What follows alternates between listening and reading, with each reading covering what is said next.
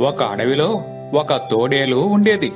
అది సరిగ్గా ఆహారం తినక చాలా రోజులు అయ్యింది. దాంతో అది ఆహారం కోసం అలమటిస్తూ అడవంతా తిరుగుతూ ఉంటే దానికి ఒక చోట ఒక జింకపిల్ల కనిపించింది. ఆహా, జింకపిల్ల భలే లేతగా ఉంది. ఇంతకాలం ఆకలితో అలమటించినా మంచి మాంసం దొరికింది. వెంటనే వెనుక నుంచి వెళ్లి వేగంగా జింక మీదకి దూకింది. అయితే ఆ జింకపిల్ల చాలా తెలివైనది.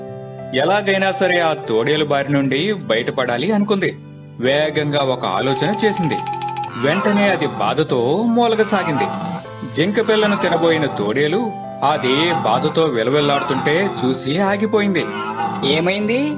ఎందుకలా గిలగిలా కొట్టుకుంటున్నావు? ఇందాకే పాము కరిచింది. ఒంటి నిండా విషం పాకుతుంది. ఈ బాధ భరించలేను. వెంటనే చంపు. ఈ జింకపిల్లను తింటే విషం నా శరీరంలో కూడా పోయి నేను కూడా చచ్చిపోతాను అని భయపడింది.